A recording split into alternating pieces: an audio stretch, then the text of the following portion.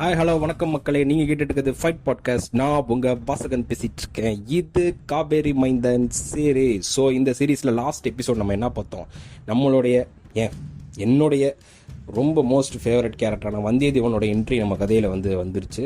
So இந்த எபிசோடில் எதை பற்றி பார்க்க போகிறோம், அப்படி என்னப்பா ஸ்பெஷல் அப்படின்னா, இனிமேல் எல்லா எபிசோடும் ஸ்பெஷல் தான். ஸோ இந்த எபிசோடோட பேர் என்ன அப்படின்னா, சாகரத்திலா நமக்கு சமாதி.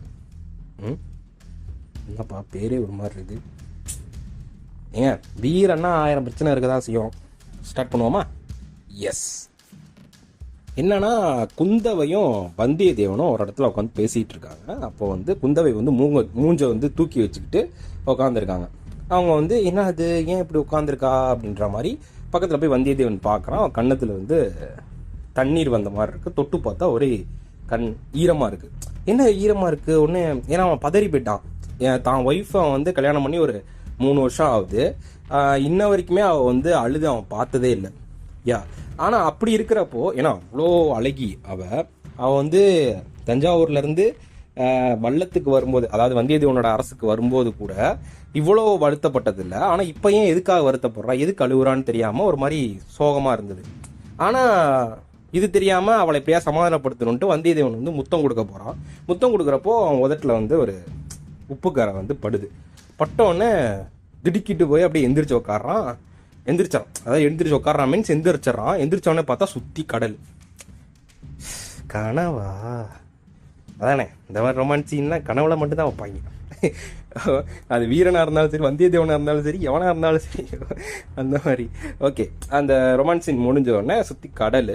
ஒரு மரக்கட்டையை, உடஞ்ச மரத்தக்கட்டையை பிடிச்சிக்கிட்டு தூங்கிட்டே இருந்திருக்காங்க. நைட்டு ஃபுல்லாக இது பண்ணி காலைல வெடியவே போகுது. அப்போ வரைக்குமே அவங்க மிதந்துகிட்டே தான் இருக்காங்க. காலில் தள்ளி தள்ளி மிதந்துக்கிட்டு இருக்காங்க. இந்த கட்டையிலேருந்து அவன் இப்படி திடுக்கிட்டு உட்காந்தானே, பக்கத்தில் பொன்னியின் செல்வனான நம்ம ராஜராஜ சோழன் வேறு இருக்காரா, அவர் அவனை பார்க்குறாரு. சிரிக்கிறாரு. சிரிச்சுட்டு, என்னப்பா கனவா, கனவுல என்னுடைய அக்கா வந்தாங்களா அப்படின்னு சொல்லி குறும்பா கேட்குறாரு. சரியாகவும் கேட்குறாரு.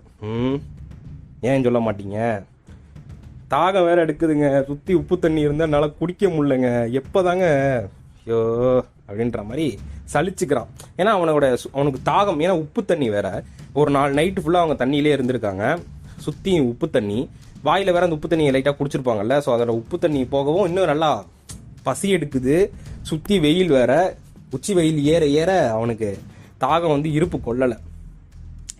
இதே டைமில் இருந்துகிட்டே இருக்கும்போது அவன் மனசில் நினைக்கிறான், நீயோட நம்ம கதி அவ்வளோதானா, முடிஞ்சுதா, சாகரத்திலே நம்மளுக்கு சமாதியோ அப்படின்ற மாதிரி அவனுக்குள்ள ஒரு எண்ணம் ஏற்படுது. இதை வாய் விட்டு சொல்லிடுறான், வருத்தப்பட்டு சொல்லிடுறான். அவனு, என்னய்யா இதுக்கு போய் இப்படி சலிச்சுக்கிறீங்க, அவ்வளோ சீக்கிரத்துலாம் ஒன்றும் ஆகாது, நிதானமாக இருங்க, கடலை பாருங்க எவ்வளோ அமைதியாக இருக்குது, ரசிங்க அப்படின்னு சொல்லி ராஜராசன் அவருடைய சுபாவத்தை காட்டுறாரு. ஏன்னா 2 பேருமே புதுமுன மாப்பிள்ளைகள் தான். ஏன்னா வந்தியத்தேவனுடைய முகத்தை பார்த்தா பொன்னியின் செல்வருக்கு அவரோ பிடிக்கும். காரணம் என்னன்னா, பொன்னியின் செல்வன் வந்தியத்தேவனுடைய ஆரம்ப காலத்திலேருந்தே அவனை பார்த்துக்கிட்டு இருக்காரு. அவனுக்கு ஏற்பட்ட கஷ்டம் மாதிரி யாருக்குமே ஏற்படாது. அது வந்தியத்தேவனுக்கு கடல்னா சுத்தமாகாது. ஏன்னா அவன் எப்போ ஒரு 5 ஆண்டுகளுக்கு முன்னாடி ஒரு 7-8 மாதங்களில் அவனுக்கு வாழ்க்கையில் ஏற்பட்ட மாறுதல் அவன் வாழ்க்கையை மட்டும் இல்லை, சரித்திரத்தையே ஒரு மிகப்பெரிய புரட்டி போட்டுச்சுன்னு தான் சொல்லணும். அந்த மாதிரி இருக்கிறப்போ அவனோட வாழ்க்கையில் இவ்வளோ பிரச்சனை போயிட்டு இருக்கே, திரும்பி இந்த கடலுக்கே கூப்பிட்டு வந்துட்டாரு, இனிமேட்டு ஜென்மத்துக்கு இவர் கூட கடல் பயணத்துக்கு போகக்கூடாது அப்படின்ற மாதிரி சொல்கிறான். அதை வாய் விட்டு சொல்லிடுறான், இனிமேட்டு உங்க கூட நான் எங்கேயும் வரமாட்டேங்க, என்னை விட்டுருங்க அப்படின்ற மாதிரி சொல்கிறான். என்னங்க இதுக்கு போய் இப்படி, அதெல்லாம் அப்படி தான் இருக்கும், கடல் பயணம் முன்ன பின்ன தான் இருக்கும், இதெல்லாம் பழகிக்க வேணாமா, ஒரு பயணத்துக்கே இப்படி வா, இன்னும் நிறையா இருக்குது அப்படின்ற மாதிரி சொல்கிறாரு. எதுக்கு இவன், அட போங்கப்பா. ஏன்னா அவங்க 2 பேரும் புதுமண தம்பதிகள். ஏன்னா அப்போ தான் ராஜராஜ சோழனுக்கும் கல்யாணம் ஆகிருந்தது, ஒரு 4 வருஷம் ஆகுது. இங்கே இவனுக்கும் அப்போ தான் கல்யாணம் ஆகிருந்தது. ஸோ ஏன்னா 2 பேருமே புது ஒய்ஃபு, 2 பேருமே நல்லா அழகாக இருப்பாங்க. 2 பேரையும் விட்டுட்டு கடல் கொள்ளைக்கு வரணுன்றது 2 பேருக்குமே வேப்பங்காயாக தான் இருந்தது. பட் அதை பண்ணி தானே ஆகணும் அப்படின்றப்போ 2 பேர் ஏற்றுக்கிட்டு கடல் கொள்ளையரை விட வந்தாங்க. அன்றைக்கி நைட் என்ன நடந்தது அப்படின்னா, கடல் கொள்ளையரை அடக்கணும்னு கிளம்புனாங்க இல்லையா.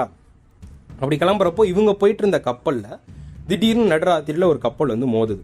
ஆக்சுவலாக இந்த கடல் கொள்ளையர்களுக்கு 2 ஸ்ட்ராட்டஜி.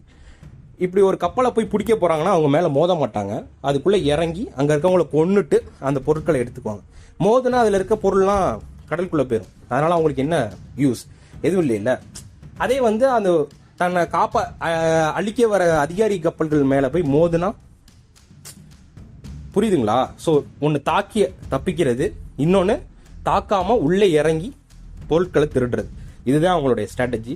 ஸோ அதே மாதிரி ஒரு நாள் இரவு வந்து அது மோதுது, முந்தின நாள் இரவு வந்து அது மோதுது இன்னொரு கப்பல், கொள்ளையர்கள் கப்பல். அவங்க கொள்ளையர் கப்பல்களில் முன்னாடி வந்து பார்த்தீங்கன்னா இரும்பால் செஞ்சுருப்பாங்க. அது போய் மோதினா மற்ற கப்பல்லாம் சுக்குநூறாக உடஞ்சிரும். அது மாதிரி தான் அன்றைக்கி வந்து ஒரு மரம் முறிகிற மாதிரி ஒரு சவுண்டு கேட்குது. கீழ்த்தளத்தில் இருந்த வந்தியத்தேவனுக்கு பதட்டமாயிருது. ஐயோ ஏதோ மரம் முறிஞ்சிருச்சு போலயே, கப்பல் முழுகிருமா அப்படின்னு சொல்லிட்டு வேகமாக ஓடுறான். டக்குன்னு கையை பிடிச்சிட்டு பொன்னியின் செல்வர் வேகமாக மேல் தளத்துக்கு வரார். வந்தால் கடல் கொள்ளையர்கள் வந்து மோதிட்டாங்க. இதை பார்த்தோன்னே கப்பல் முறிஞ்சு தண்ணியெல்லாம் குபு குப்புன்னு உள்ளே வருது. சரியான சமயத்தில் அவங்க குதிச்சு கப்பல்லேருந்து தப்பிச்சு வெளியில் வந்துட்டாங்க. மற்றவங்களாம் எங்கே போனாங்கன்னே தெரில. அப்படி இருக்கிறப்போ அந்த கப்பலில் அப்படியே அதுக்கப்புறம் நடந்தது அப்போ நான் உங்கள்கிட்ட சொன்னேன் இல்லையா, மரக்கட்டையை பிடிச்சிட்டு மிதந்துட்டே வந்தாங்க. பொறுமை இழந்துட்டான் வந்தியத்தேவன். இதுக்கப்புறம் வந்து இவரையே கேட்டுற வேண்டியதான், ஐயா இங்கேருந்து நிலம் எவ்வளோ தூரத்தில் இருக்கும்? தாகம் முடியல என்னால், சொல்லுங்க. நிலம் தானே, ஒரு 2 காத தூரம் தான் போயிடலாம். உடனே உடனே சுறுசுறு போயிட்டான். எங்கே இருக்குது 2 காத தூரம், எங்கே இருக்கு? எங்கேயா சுற்றி முற்றி பார்க்குறீங்க? உங்கள் காலு கீழே பாருங்க, கடலுக்கு அடியில் 2 காத தூரத்தில் தரை இருக்குது, ஆழமான தரை, போறீங்களா அப்படின்னு சொல்லி அவன் கேட்குறான். கட்டுப்பாயிடுறான். என்னையா விளையாடுறீங்களா, தண்ணி வேற தாக எடுக்குதுங்க அப்படின்ற மாதிரி சொல்கிறான். உடனே தண்ணியை அங்கே இருக்க உப்பு தண்ணியை எடுத்து குடிச்சிட்றான். குடிக்கவும் அவனுக்கு ஒரு மாதிரி வயிற்ற கலக்கிடுது, முடியல அவனால். இன்னும் தாகம் வேற எக்ஸ்ட்ரா ஆயிடுது. உப்பு தண்ணியை குடிக்கவும் இன்னும் தாகமும் பசியும் சோர்வும் அதிகமாயிருது. இதை பார்த்துக்கிட்டே இருந்த ராஜராஜ சோழன், எதுக்கு இவ்வளோ கஷ்டப்படுறீங்க? கடலை நேசிங்க. இங்கே பாருங்க, மேலே நீளம், கீழேயும் நீளம், சுற்றி நீளம், அமைதியாக இருக்குது. நீங்கள் நிலத்தில் வேணால் எவ்வளோ வேணால் ஆட்ட போடலாம், கடலில் கடல்காரன் தான், கடலரசன் தான், அவன் வைக்கிறது தான் சட்டம். ஸோ அதை எல்லாரும் புரிஞ்சுக்குங்க அப்படின்ற மாதிரி அவன் சொல்கிறான். இப்போ இதுக்கு ஏன் இந்த தத்துவம்?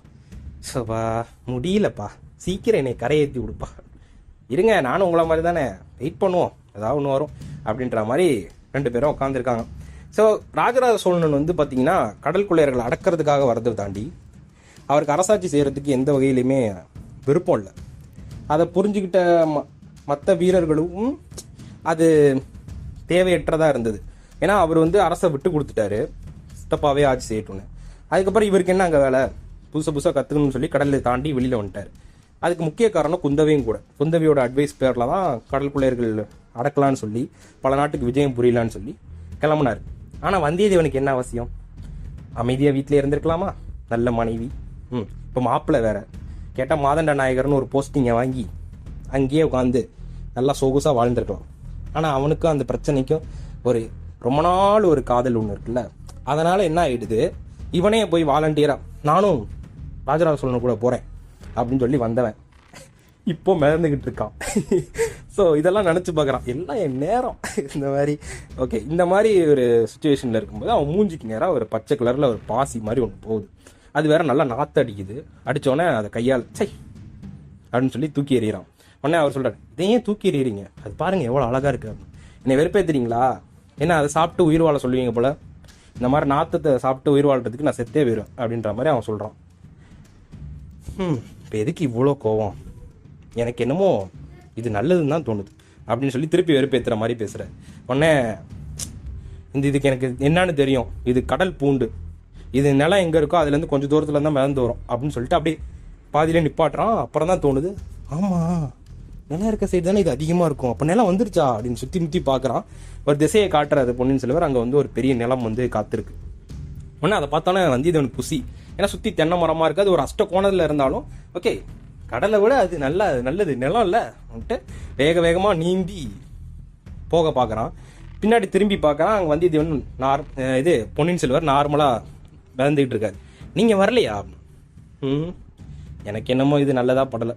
என்னது நல்லா படல? அதான் நல்லா தெரியுது, தப்பிச்சிட்டோம் நம்ம, வாங்க அப்படின்றான். இல்லைப்பா, எனக்கு என்னமோ இந்த நிலத்து மேலே ஒரு டவுட் இருக்குது. இது ஒரு வேளை கொள்ளையர்களோட இடமா இருந்தால் என்ன பண்ணுவேன் அப்படின்னு சொல்லி கேட்குறான். அப்போ இங்கே தங்க முடியாதா அப்படின்னு சொல்லி சோகமாக கேட்குறான் வந்தியத்தேவன். எதுவாக இருந்தாலும் சாயங்காலத்துக்கு மேலே போய்க்கலாம். அதான் இப்போ மதியானம் தாண்டி சாயங்காலம் ஆயிடுச்சு, நைட்டு உள்ளே போயிடுவோம், இருட்டில் யாருக்கும் தெரியாது அப்படின்னு சொல்லி சொல்கிறாரு. இதோட இந்த சாப்டர் முடியுது. ஸோ இந்த கடல் பூண்டு அப்படின்னா என்னென்னா, நம்ம இந்த மீன் கடையில் மீன் குஞ்செல்லாம் வாங்க போவோம்ல, அங்கே இருக்க கடையில் பார்த்தீங்கன்னா ஒரு மாதிரி கிளிஞ்சல் மாதிரி இருக்கும். அதுதான் வந்து கடல் பூண்டு. அது எப்படி கிடைக்கும்னா அந்த தரைக்கு மேலே இருக்க பாசிகள் இருந்து அதுவாக பேந்து வராது. அது ரொம்ப தூரத்துக்கு போகாது, கொஞ்சம் தூரத்துலேயே வந்து கடலுக்குள்ளே மூழ்கிடும். அதனால தான் நிலம் எங்கே இருக்கோ அது பக்கத்தில் வந்து அது மிதந்து வரும்னு சொல்லுவாங்க. ஸோ அதுதான் இந்த ஒரு சின்ன இன்ஃபர்மேஷன். இதோட இந்த எபிசோடை நான் முடிச்சுக்கிறேன். Stay tune. பாய்.